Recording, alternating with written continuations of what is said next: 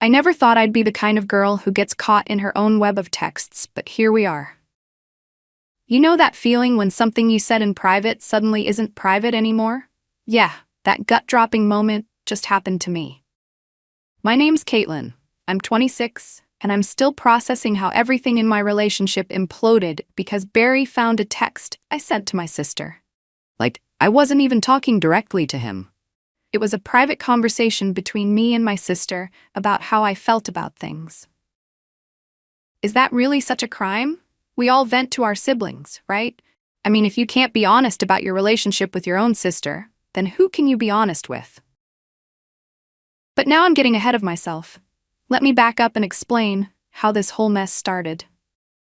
Barry and I have been dating for about 2 years now. We're both in doctoral programs, though in completely different fields. I'm in clinical psychology with a focus on neuropsychology, which is basically going to set me up for an amazing career once I graduate. We're talking private practice, hospital consulting, corporate wellness programs, the works. I'm projected to make between $250 to $300K right out of school. Not to brag, but that's pretty impressive, right? Barry, on the other hand, is getting his PhD in some obscure humanities field, something about environmental literature or whatever. Don't get me wrong, he's smart, but his career prospects are limited. He'll probably end up teaching at some small college making around $130 if he's lucky. Which isn't bad money, but it's not exactly setting the world on fire, you know? And it's not just about money. Our whole lifestyles are different. I'm very conscious about what I eat. Lots of lean proteins, complex carbs, superfoods. I meal prep every Sunday, hit the gym 4 times a week, and make sure I'm taking care of myself. Barry? He'll literally eat ramen 3 nights in a row and think adding an egg to it makes it nutritionally balanced. He says he's too busy to cook real food, but somehow finds time to binge entire seasons of those weird documentaries he loves. I mean, he's not overweight or anything. Actually, he's pretty slim, but that's just genetics. His eating habits are atrocious, and I've tried to help him, but he just doesn't seem to care as much as I do about personal optimization. I didn't notice these differences as much when we first started dating. He was charming, attentive, and we had great conversations. He'd listen to me talk about my research for hours and seem genuinely interested.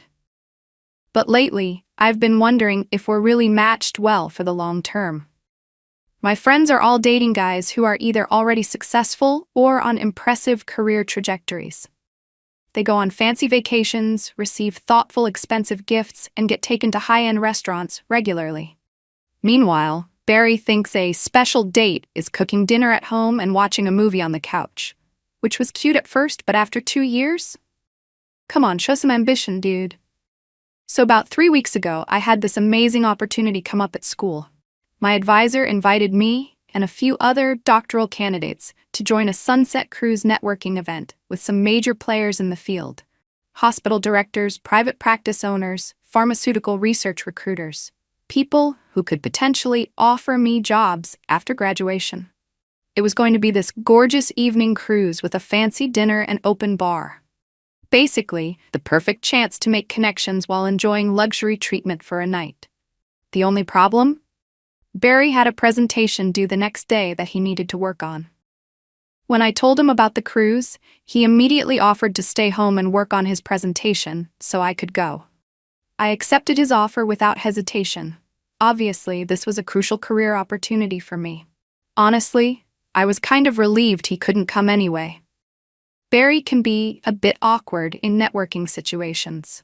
He doesn't quite understand how to make the right impression with important people, tends to talk too much about his obscure research interests, and doesn't dress quite right for upscale events. The last thing I needed was to be managing his social interactions while trying to impress potential employers. So I went to the cruise alone, wore my best cocktail dress, and had an absolutely amazing time. I made connections with 3 different hospital directors, and even got the business card of a pharma exec who told me to call her directly when I graduate. It was exactly the kind of evening that moves a career forward. When I got home that night, Barry was still up working on his presentation. He asked how it went, and I gave him the highlights while he nodded and smiled, but I could tell he was only half listening. That's another thing. He claims to be supportive of my career, but sometimes I don't think he really understands just how important these connections are. Anyway, he eventually finished his presentation at like 3 a.m. and was exhausted the next day, which meant he was basically useless when I wanted to discuss more details about the amazing opportunities I'd discovered on the cruise. I mean, I get that he was tired, but this was important to me. He could have at least tried to engage more enthusiastically, you know? Anyway, that whole cruise situation was nothing compared to what happened next. So I have this friend from undergrad, Jason, who I've known forever. He moved to Seattle after graduation, which is about a 6-hour flight from where Barry and I live. Jason and I have always been close, and he recently went through a bad breakup, so when he invited me to come visit for a weekend, I thought, why not? It would just be a quick trip, fly in Friday night, spend Saturday together, fly back Sunday. I figured it would be good to be there for a friend going through a rough time. When I told Barry about my plans, he got this weird look on his face.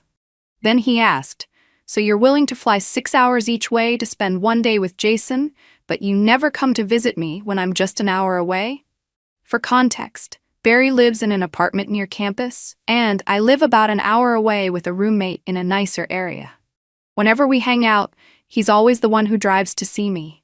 I don't think I've been to his place more than 3 or 4 times in our whole relationship. I tried explaining that it was totally different. Jason was going through a crisis and needed support. Plus, I hadn't seen him in years, while I see Barry all the time. But Barry wouldn't drop it. He kept comparing the situations, saying if I cared about our relationship, I would make the same effort for him that I was willing to make for Jason. The conversation quickly escalated into an argument. "It seems like you're always willing to go above and beyond for everyone except me," he said, which was completely unfair. Like I support him in plenty of ways. Just because I don't drive to his dumpy little apartment doesn't mean I don't put effort into our relationship. His place is tiny and always messy, and my apartment has a nice kitchen and an actual living room where we can hang out comfortably. It just makes more sense for him to come to me, but Barry wouldn't let it go. He started bringing up other examples. How I'll spend money on nice dinners out with my girlfriends, but complain when he wants to go somewhere that's not on my meal plan. Or how I'll stay up late texting my sister but claim I'm too tired to talk when he calls after 10 p.m. He was clearly overreacting, and honestly, it felt like he was just being insecure about Jason. I mean, Jason and I are just friends. We've never been anything more than that. The argument got pretty heated, and I ended up canceling my trip to Seattle because Barry made such a big deal about it, which made me resentful, because now my friend was going through a hard time alone, and it was all because my boyfriend couldn't handle me having male friends. After we cooled down, Barry apologized for overreacting, but I could tell he still thought he was right. I apologized too, just to move past it, but honestly, I was still annoyed that he'd made such a fuss over nothing. That night, after Barry went home, I called my sister Megan to vent. I told her everything about the argument and how frustrating it was that Barry didn't seem to understand that different relationships required different kinds of effort. Megan has always been my sounding board for relationship stuff, and she's usually pretty supportive. But this time, she actually challenged me a bit. "I like Barry a lot," she texted, "but I feel like you are very much out of his league, and he should try harder to be a better man for you." I immediately responded, "I agree." And then I went on to list all the things that had been bothering me about him. How he eats like trash while I'm super health conscious. How unambitious he seems compared to me and my friends' partners. How I'm going to make so much more money than him, and I might end up resenting that down the line. I even admitted that I wasn't sure I'd want to have kids with him because I didn't want them to inherit his lack of drive. To be fair, we had just had that big fight, so I was venting. Everyone vents to their siblings, right? It's not like I would ever say those things to Barry's face. I still cared about him. He was sweet and he made me laugh, and when he wasn't being insecure, we had a good time together. Plus, he was really supportive in a lot of ways. Like letting me go to that networking cruise. But the truth was, There was an imbalance in our relationship, and sometimes it was frustrating to feel like I was settling. Anyway, after that text exchange with my sister, things actually went back to normal with Barry for about a week.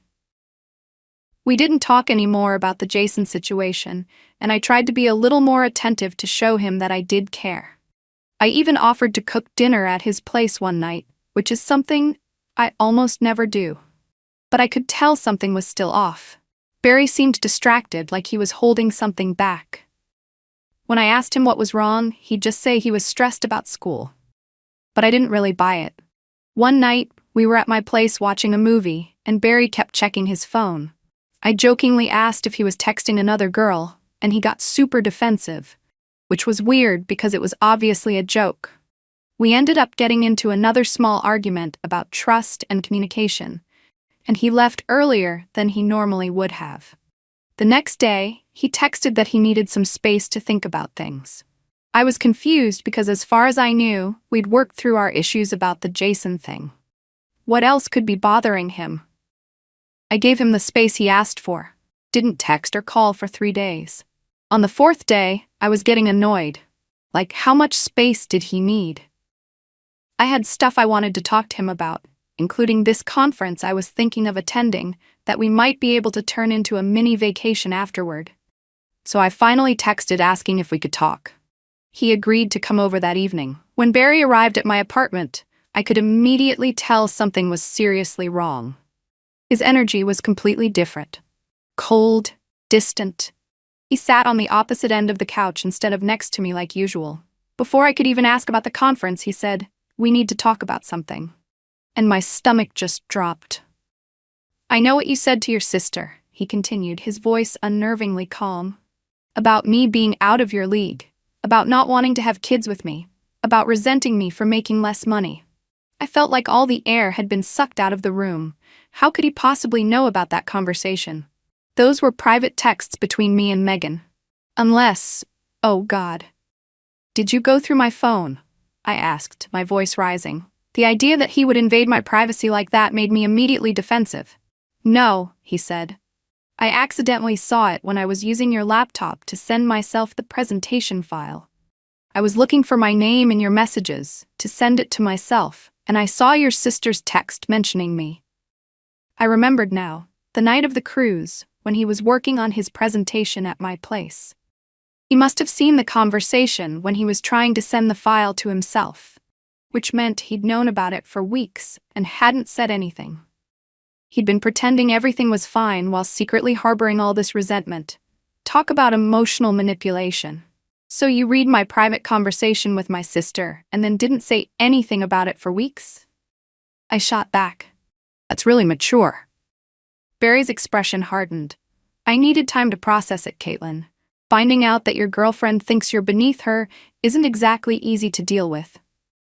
"I never said you were beneath me," I protested, though technically I had agreed with Megan's out-of-your-league comment. I was just venting after our fight. Everyone says things they don't mean when they're upset. "Do they?" Barry asked quietly. "Because it seemed pretty consistent with how you've been treating me for months now.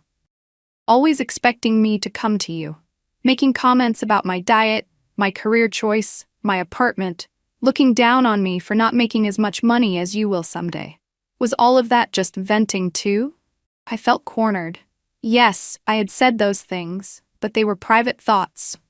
Everyone has private thoughts about their partner that they wouldn't say to their face. That doesn't mean those thoughts define the whole relationship. "You're blowing this way out of proportion," I said. "It was one conversation with my sister during a fight. It doesn't reflect how I really feel about you." "Then how do you really feel about me?" he asked, looking me directly in the eyes. "Because from where I'm sitting, it seems like you've been settling for me while waiting for something better to come along." His words stung because there was a grain of truth in them. Not that I was actively looking for someone else, but I had wondered sometimes if Barry was really the right long-term match for me. Still, I cared about him, and I hated that he was making me out to be some kind of villain for having normal relationship doubts. "That's not fair," I said finally. "I've invested 2 years in this relationship. If I thought you were just some placeholder, I wouldn't have stuck around this long. Barry shook his head. Investing time isn't the same as investing yourself, Caitlin. When was the last time you really put me first? When was the last time you made a sacrifice for me instead of expecting me to accommodate your needs? I opened my mouth to argue, but realized I couldn't think of a clear example off the top of my head. It made me defensive. Relationships aren't about keeping score, I said. And anyway, you act like you've been so perfect. You knew how important my career networking is, but you barely asked about the cruise. You get weird and jealous about my male friends. You expect me to come visit your tiny apartment, even though my place is way more comfortable. See, that's exactly it, Barry said, his voice rising slightly. Everything is always on your terms. Your career is more important than mine. Your comfort matters more than mine. Your friends are a priority, but mine are just people you tolerate. I'm tired of being treated like I'm lucky you even give me the time of day. That's not how I see it at all, I protested, feeling tears starting to form. I wasn't used to Barry being this confrontational. He was usually the one who backed down in arguments. I think you're being really unfair. Just because I said some things to my sister in the heat of the moment. It's not just what you said, Barry interrupted. It's how you've been acting all along. The texts just confirmed what I was already feeling, that you don't respect me, that you think you're settling by being with me. I felt my defenses crumbling a bit. Had I really been that terrible to him? I didn't think so. But the hurt in his eyes was real. I do respect you, I said more softly. I'm sorry if I made you feel otherwise. Barry was quiet for a moment, just looking at me. Then he sighed. I don't think you're a bad person, Caitlin. I think you genuinely don't see how your behavior affects others, but I can't keep being with someone who sees me as beneath them. I deserve better than that. My stomach dropped. Are you breaking up with me? I think we need to take a step back, he said. I need some time to figure out if I can get past this, and you need time to really think about what you want in a relationship, because right now, it doesn't seem like it's me. I started to cry then. Not just gentle tears, but full-on sobbing. This couldn't be happening. Yes, I had my doubts sometimes, but I wasn't ready to lose Barry. Despite all my complaints, he was a constant in my life, someone I counted on. Please, I said between sobs. Let's just talk about this. We can work it out. Barry looked pained, but he stood firm. I've tried talking, Caitlin. For months, I've tried to tell you how I felt, but you never really listened. You always had a justification, always made me feel like I was being too sensitive. I need more than just another conversation where nothing changes. I can change, I promised desperately. I'll visit your apartment more. I'll be more supportive of your career. Just please don't end things like this. It's not about checking boxes, he said quietly. It's about whether you genuinely see me as your equal. And right now, I don't think you do. He got up to leave, and I followed him to the door, still pleading for him to stay and talk more. But his mind seemed made up. At the door, he turned and said, I need at least a couple of weeks. No contact, just time to think. Then maybe we can talk again. And then he left. I stood in my doorway watching him walk to his car, feeling like my world was imploding. How had things fallen apart so quickly? All because of some stupid texts with my sister that he was never supposed to see. The next 2 weeks were awful. I kept reaching for my phone to text Barry, only to remember that we were on a break. I went back and forth between being angry at him for overreacting and feeling guilty about the things I'd said. I replayed our relationship in my mind, trying to see it from his perspective. Had I really been treating him like he was beneath me? I didn't think so, but some of his examples hit uncomfortably close to home. During this time, I talked to Megan a lot, though I was careful not to text anything I wouldn't want Barry to see, just in case we got back together and he somehow saw my messages again. Megan was sympathetic, but also surprisingly candid. Maybe he has a point, she said during one of our conversations. You do kind of talk down about him sometimes. I thought that was just how you felt about him. I don't talk down about him, I protested. I just vent sometimes when he frustrates me.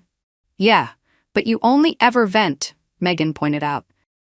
You rarely talk about what you love about him or why you're with him. It's always complaints about what he's not doing right or how he's not matching up to your standards. That conversation with Megan stuck with me.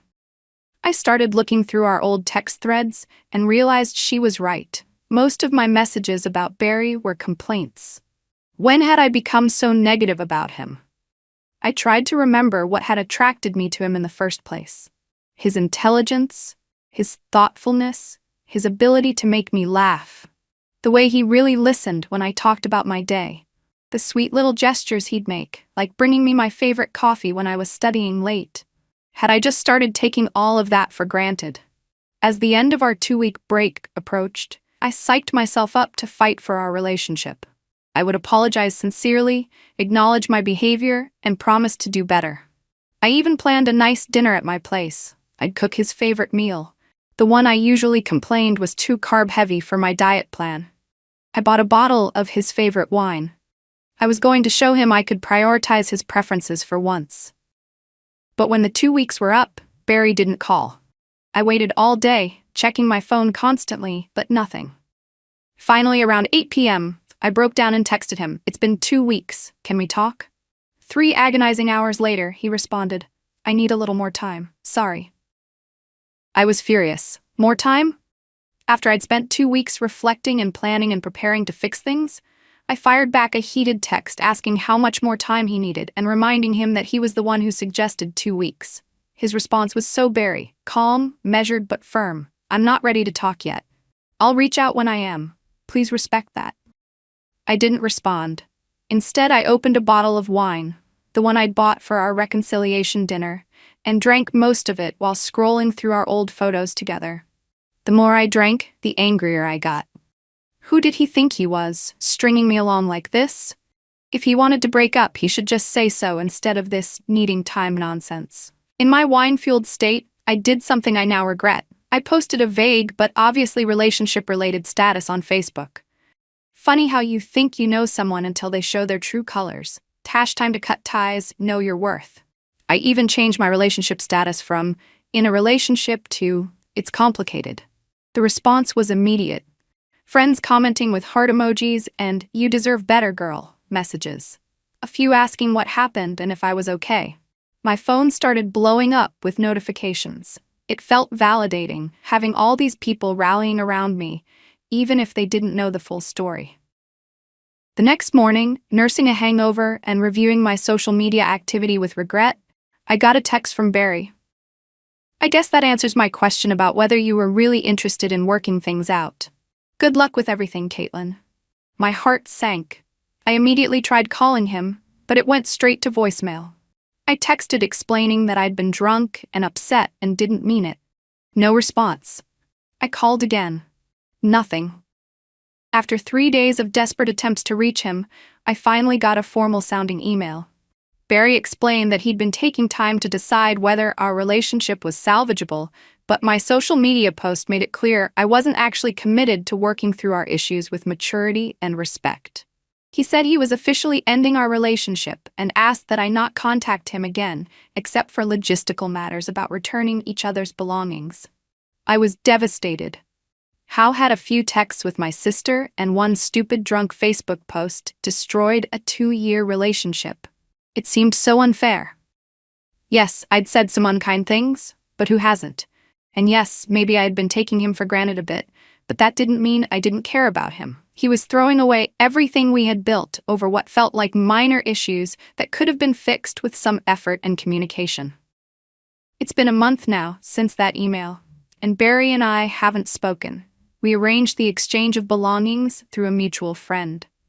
I've heard through the campus grapevine that he's been focusing intensely on his research and even received some kind of departmental award recently.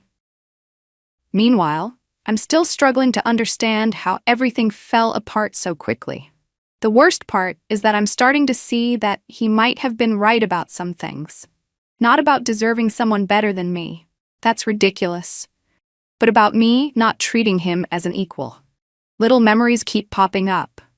Times when I dismissed his career goals as impractical while expecting him to cheer for mine. Occasions when I made him change restaurants because the one he picked didn't fit my meal plan. Instances when I expected him to drop everything to help me, but got annoyed when he asked for the same.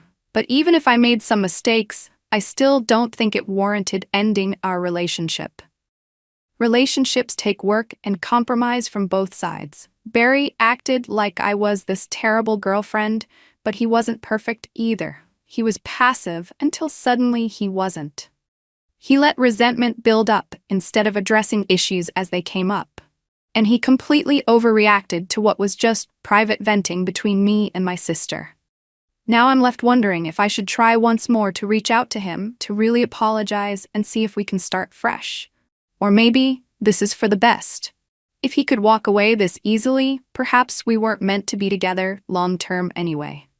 There are plenty of guys out there who would appreciate what I bring to a relationship.